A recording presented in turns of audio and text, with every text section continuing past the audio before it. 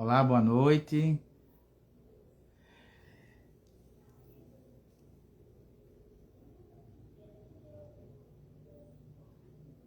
A partir de hoje, sexta-feira, nós vamos retomar essa atividade que por um certo tempo eu deixei um pouco à margem, que é de fazer lives comentando livros, né?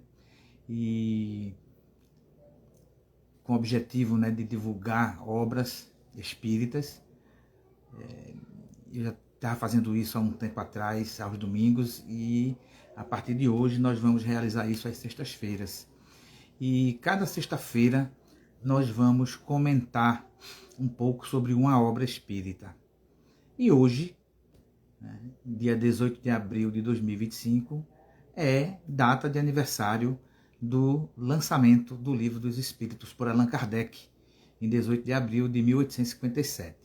E aí, a gente teve a ideia de reiniciar hoje, né, e reiniciar com o Livro dos Espíritos, aproveitando a data de aniversário dele. Coincidentemente, hoje é sexta-feira da Paixão, né? E a gente resolveu reiniciar com essa obra, né? O Livro dos Espíritos, de Allan Kardec. E a ideia é comentar um pouco do conteúdo da obra, e quem se interessar em conhecer um pouco mais, em mergulhar nesse conteúdo, no conteúdo de cada obra, de cada livro, a gente vai deixar um link onde você possa comprá-lo, adquiri-lo, baixá-lo, né? Ou adquiri-lo de forma e-book, né? Lá no Kindle, no Amazon, e você vai encontrar essas obras lá. Então a ideia é reiniciar hoje. Eu já tinha feito algumas transmissões comentando mensagens do livro Jesus no Lar, mas a gente vai recomeçar agora então com essa obra, que é a obra basilar, que é a obra principal, que é a obra que deu origem à doutrina espírita ou espiritismo, né? E aí a ideia é que a gente consiga abordar aqui e despertar o interesse das pessoas e de vocês que estão aí acompanhando, né? O João Pedro está aí, Luiz Sérgio Oliveira também está acompanhando, né? Nosso colega aqui de Juruti, nosso amigo de trabalho, João Pedro é meu filho, obrigado, né? Deixa eu acenar aqui para vocês. E aí a ideia é a gente ir colecionando, né? Alan, olá Alan, tudo bem? Obrigado por ter entrado. Então, a ideia é a gente trazer novamente, eu vou mostrar aqui, Natália, minha sobrinha, a ideia é mostrar aqui, né, o conteúdo do Livro dos Espíritos, né? Comentando novamente para quem entrou, hoje, 18 de abril, é o dia de aniversário do lançamento do Livro dos Espíritos por Allan Kardec e o grupo de trabalho que junto com ele catalogou, codificou e colecionou a obra da doutrina espírita, que são 5. Né? O Livro dos Espíritos é o primeiro, ele tem um enfoque filosófico, nos convida a refletir sobre as questões que estão colocadas nele. A primeira edição teve 520 perguntas e respostas, né? Allan Kardec se certificou de que as respostas dos espíritos fossem verdades universais. Então ele enviava as perguntas para perto de 1.000 centros espíritas espalhados pela Europa inteira, e ele coletava de volta essas respostas, e ali o que as respostas coincidiam na essência, ele considerava aquilo uma verdade universal, mas ele estava também, e o que divergia, aquilo era a opinião do espírito. E aí ele sob a égide, sob a proteção de uma legião de espíritos superiores, encaminhadas pelo Espírito de Verdade, coordenadas pelo Espírito de Verdade, que segundo o mentor de Chico Xavier, Emmanuel, é o próprio Senhor. Vocês estão ouvindo bem? Manda o coração aí. Manda um coraçãozinho aí se estiver ouvindo bem. E aí, o trabalho foi grande. Allan Kardec conseguiu colecionar as respostas das perguntas e organizá-las por temas. E aí, no Livro dos Espíritos, o livro é dividido em 4 partes. São 1018 perguntas com respostas esclarecedoras sobre diversos temas da vida, da humanidade, de Deus e do universo. Certo? Respostas que nos suscitam entender melhor os mistérios da vida. Muita coisa foi revelada, é uma revelação, a doutrina espírita é uma revelação, muitas coisas foram reveladas, e aí a gente consegue entender coisas que o Cristo já tinha trazido, mas ainda falava por parábolas. E agora, através desse véu retirado das nossas consciências, a gente consegue compreender melhor. E o Livro dos Espíritos é dividido em 4 partes ou 4 livros, né? A codificação espírita é composta por 5 obras. 5 obras. A primeira é o Livro dos Espíritos. A segunda obra é o Livro dos Médiuns. A terceira obra é o Evangelho segundo o Espiritismo. A quarta obra é o Céu e o Inferno. E a quinta obra é a Gênese. Essas 5 obras são as obras basilares, básicas da doutrina dos espíritos. A doutrina não é dos homens. Os ensinamentos agora vêm do lado de lá, né, do mundo espiritual, onde a gente consegue viver a vida real, a vida do espírito, a vida imortal. E aí, o Livro dos Espíritos é dividido em 5 partes, certo? O primeiro livro, ele fala das causas primeiras, né? E ele fala sobre Deus, os elementos gerais do universo, fala sobre a criação, fala sobre o princípio vital, aquilo que nos mantém vivos. E esses temas abordados aqui, em forma de pergunta e de resposta, eles são aprofundados na quinta obra da codificação espírita, que é a Gênese, onde nos trazem revelações maravilhosas, né? Inclusive sobre as profetizações de Jesus, as predições de Jesus, sobre os milagres que ele praticou, sobre o sumiço do corpo do Cristo. Tudo está comentado aqui, explicado do ponto de vista científico, quando cabe a explicação científica. A explicação que fala do fluido da energia, né, do magnetismo, né, da biologia, certo? E aí, dessa primeira parte, é aprofundada no livro A Gênese, que é esse aqui. Mas hoje a gente não vai falar sobre as 5 obras, só sobre aqui, a Gênese, é a quinta obra, né? E aí você pergunta, e quem foi Allan Kardec, né? Allan Kardec é um cara, viu? Pedagogo, inteligentíssimo, né? Portador de uma fé inabalável. E aí, ô Danilo, boa noite, obrigado por ter vindo. Viviane, boa noite também. Eu estava explicando aqui que a gente, a partir de hoje, de sexta-feira, cada sexta-feira, a partir de 20h30, a gente vai abordar uma obra espírita e comentar sobre ela e colocar no rodapé, nos comentários, na bio, colocar lá onde você consegue adquirir essas obras. E aí a primeira parte do Livro dos Espíritos, né, fala sobre as causas primeiras, e aí fala sobre Deus, sobre o universo, sobre a criação, sobre o princípio vital, sobre a vida orgânica na Terra. O livro segundo fala sobre, e essa primeira parte é aprofundada na quinta obra da codificação espírita, que é a Gênese. O segundo livro, que fala sobre o mundo espírita ou o mundo dos espíritos, ele aprofunda a questão da comunicabilidade dos espíritos e aprofunda a questão do mecanismo da mediunidade, certo? O Livro dos Médiuns. E essa segunda parte é aprofundada na segunda obra, o Livro dos Médiuns. Porque quando Kardec codificou o Livro dos Espíritos, recebeu esse livro, organizou, ele percebeu que haviam grupos que estavam realizando a prática da mediunidade através da evocação de espíritos, fazendo também esse trabalho de pergunta e resposta. Né? Eu falei agora há pouco que havia perto de 1.100 espíritas espalhados pela Europa, onde eles auxiliavam Kardec nesse processo de pergunta e resposta com os espíritos.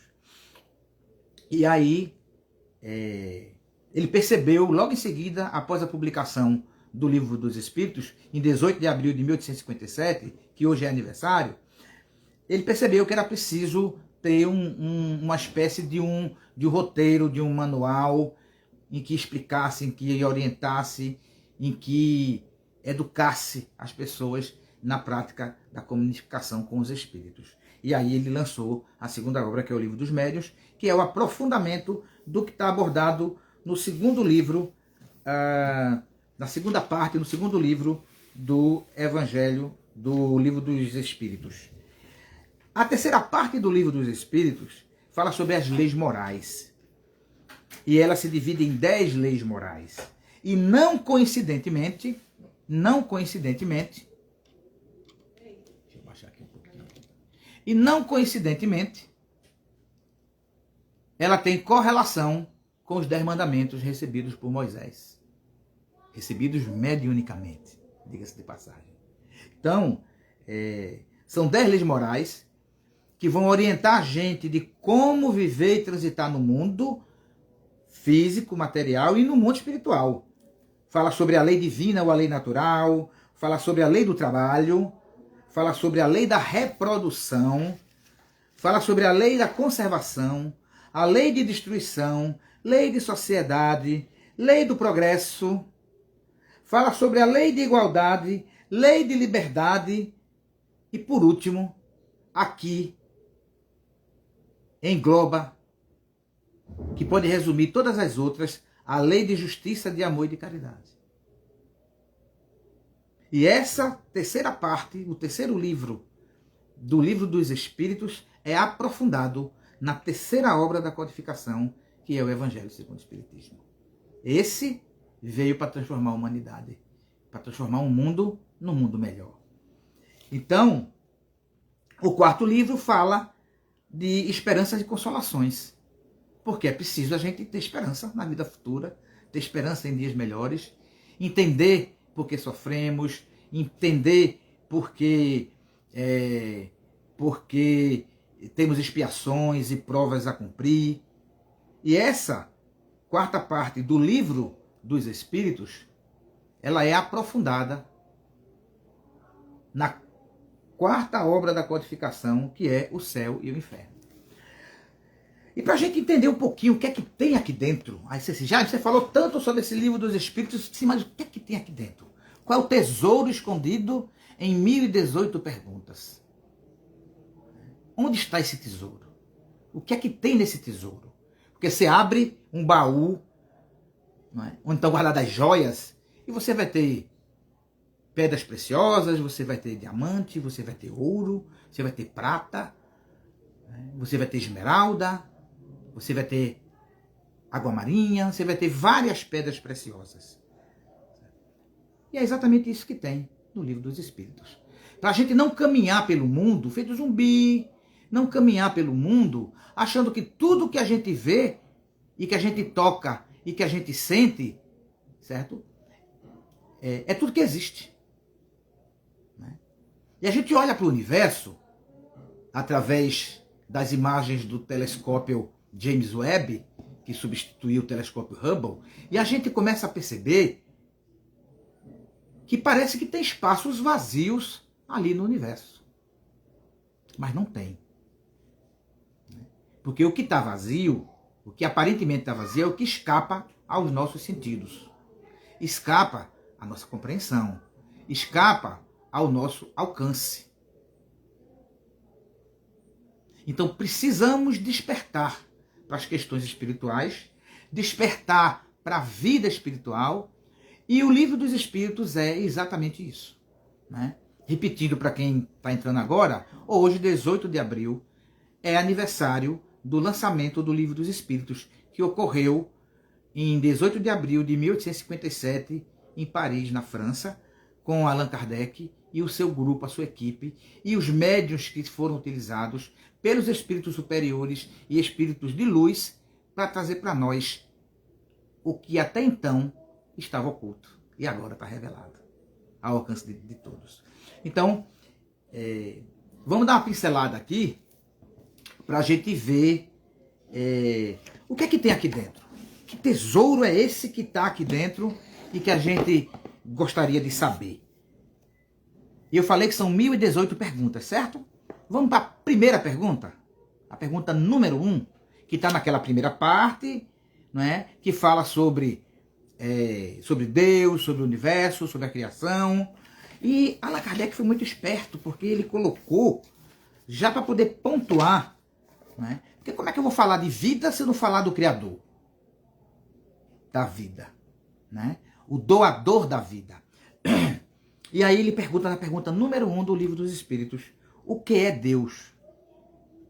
E aí ele, por que ele não perguntou? Por que ele não perguntou? Obrigado, Flávio. Por que ele não perguntou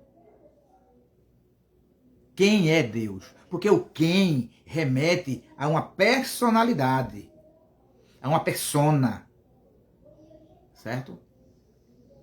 A um comportamento, né? A um estilo de vida. Mas quando ele perguntou o que é Deus, ele está colocando o Deus como uma coisa, certo? Inteligente. Porque tudo que se remete à persona nos faz concluir que aquilo pode ter uma transformação, uma modificação. Então ele perguntou o que é? O que é Deus? E os espíritos, né, coordenados pelo Espírito de Verdade, respondeu: Deus é a inteligência suprema, causa primeira de todas as coisas. Ah, quer dizer que tudo que existe é um efeito. E a causa é o Criador, que é Deus. Causa e efeito. Certo? Um quadro pintado por de Cavalcante é o efeito. A causa é o pintor. Certo? E a gente não pode confundir a obra com o autor. Kardec deixa isso muito claro. Os espíritos deixam isso muito claro. E a gente pode pular aqui agora para a pergunta 13, para a gente compreender, né, o que é. Quando dizemos que Deus... ele vem agora para os atributos da divindade, para a gente poder compreender um pouquinho o que é Deus, atributos da divindade. Na pergunta 13 ele pergunta assim, ele faz uma afirmativa e pergunta: quando dizemos que Deus é eterno, é infinito, ou seja, não foi criado, já existia. É até difícil a gente alcançar isso, mas é isso. É eterno, é infinito, é imutável, é imaterial, é único, é todo-poderoso e é soberanamente justo e bom. Não temos uma ideia completa dos seus atributos? Aí, Deus se resume a isso? E aí, o Espírito de Verdade responde: do vosso ponto de vista, sim, porque credes tudo abraçar. Mas sabei bem que há coisas acima da inteligência do homem mais inteligente, e para as quais vossa linguagem, limitada às vossas ideias e às vossas sensações, não tem expressão adequada. Então, para explicar Deus, a gente não tem vocabulário ainda. Porque existem vidas em outros planetas, inclusive mais adiantadas do que a nossa. Vidas mais sublimadas, né? Vida mais de espíritos puros e sublimes, né? Já pensou um planeta onde todo mundo é anjo? Ah, que maravilha, né? E a gente vai seguindo. Vamos ver aqui a pergunta 27, certo? Haveria dois elementos gerais do universo, a matéria e o espírito? Né? E quando ele fala espírito, é o imaterial, né? E a resposta é sim. E acima de tudo Deus, o Criador, o Pai de todas as coisas. E aí ele completa, o Espírito de Verdade completa, falando uma coisa interessantíssima. Essas três coisas são o princípio de tudo que existe. É a Trindade universal. Kardec perguntou sobre o Espírito e a matéria, e o Espírito de Verdade responde: sim, o Espírito, a matéria e Deus. Deus, a matéria e o Espírito, ou melhor, Deus, o Espírito e a matéria são a Trindade universal, na visão. Não é? E isso aí substitui a Santíssima Trindade, que é feita para ninguém entender por quê. Porque como é que Deus, que o Pai, o Filho e o Espírito Santo são a mesma pessoa? Não são. Deus é o Criador, o Filho é a criatura. Tá certo? E o Espírito Santo são os Espíritos, as vozes dos Espíritos que agora se revelou para nós. Certo? Que também é sua criação. E aí as perguntas vão indo, né? Essas perguntas estão na primeira parte do Livro dos Espíritos, na Gênese, né? E aí a gente vai partir agora para a segunda parte. Vamos lá dar uma pesquisada na pergunta 80, certo? Quando fala dos Espíritos. A gente falou de Deus, falou da criação, falou da Trindade Universal. Agora vai perguntar: a criação dos Espíritos é permanente? Ou só ocorreu na origem dos tempos? Ou seja, quando todos os Espíritos foram criados. E a resposta é permanente. Quer dizer, Deus não cessou jamais de criar. Por isso que os cientistas mais iluminados dizem que o universo está em expansão. Porque à medida que vão surgindo novos sistemas, ele vai expandindo. Ah, está explicado. Em 1857, o Espírito de Verdade disse que Deus nunca parou de criar. Conclusão, que o universo vai estar sempre em expansão. Certo? Continuando. Vamos ver mais um aqui. Para despertar vocês o interesse. Vamos lá. A ideia é essa. Vamos lá. 115. Entre os espíritos, alguns foram criados bons e outros criados maus? Olha que pergunta interessante. Alguns foram criados bons e outros criados maus? E a pergunta é: Deus criou todos os espíritos simples e ignorantes. Simples é sem vício e sem virtude. Estava no começo da existência, no começo da vida imortal e espiritual. Comentar a pergunta 10, Flávio? Posso sim. Vamos lá. Pergunta 10.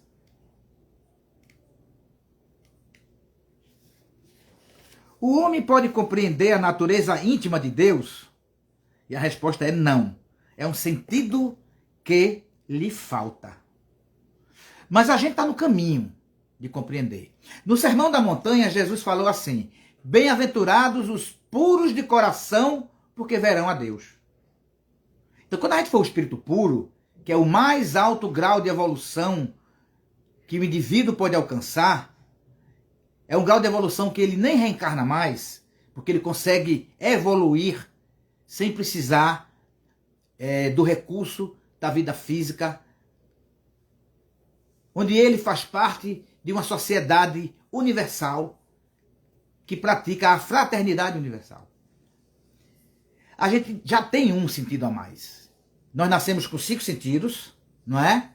Vamos lá? Paladar, olfato, audição, visão e tato. Mas a cada geração que passa, a quantidade de pessoas que são atribuída a elas um 6º sentido aumenta, que é o sentido da mediunidade. A mediunidade é o 6º sentido. Né? Então a gente tem os 5 sentidos para se desenvolver na Terra, e agora vem surgindo o 6º, que sempre existiu, tá? Mediunidade, desde a origem da humanidade, sempre existiu.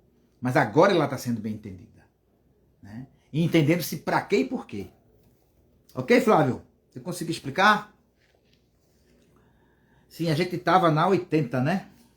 Não, 115. Estava comentando a 115, né? E ele diz que nós fomos criados simples e ignorantes. Ô, José Laura, boa noite. E ele foi criado simples e ignorantes. Ou seja, simples significa sem virtude e sem vício.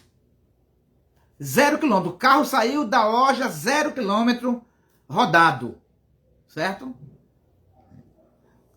Aí você não sabe nem a qualidade nem o defeito. Carro zero tem defeito? Tem, tanto que tem recall, né? Para voltar lá e consertar o carro, não é? Então, isso quer dizer, sem ciência, e ignorante aqui, simples e ignorante. O ignorante aqui é sem conhecimento.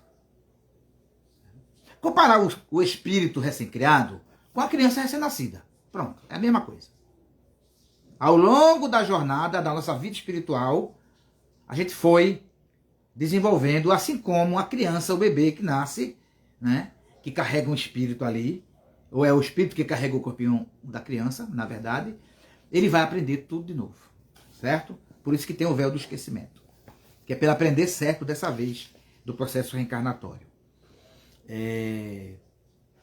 Continuando, tem mais algumas perguntas aqui.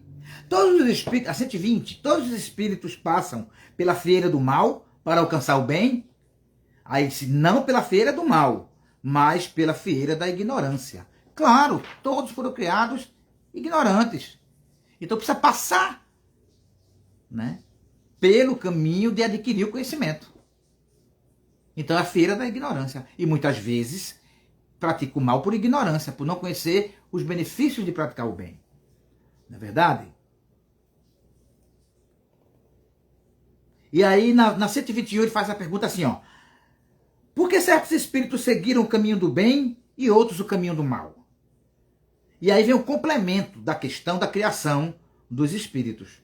Foram criados simples, sem virtude, sem vício, ignorante, sem conhecimento. E ele explica na 121. Não tem eles o livre-arbítrio?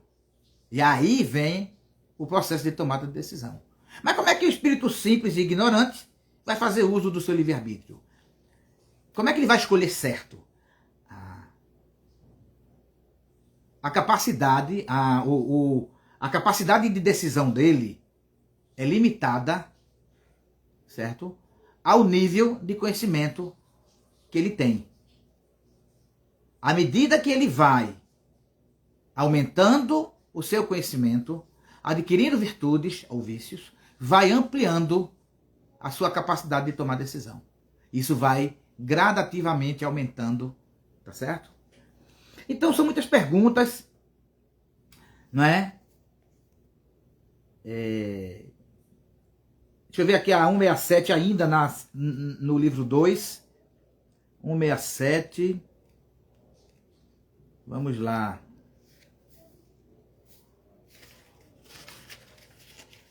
Pergunta 167. Qual é o objetivo da reencarnação? Olha só. Qual é o objetivo da reencarnação?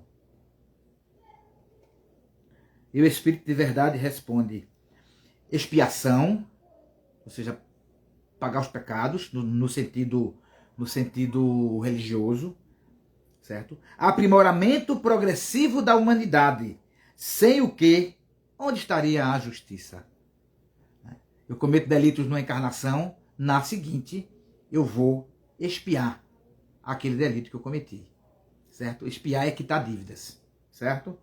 E à medida que isso vai acontecendo, e que a gente vai quitando dívidas e deixando de cometer erros, a gente vai progredindo. Então a reencarnação tem como objetivo o progresso da humanidade.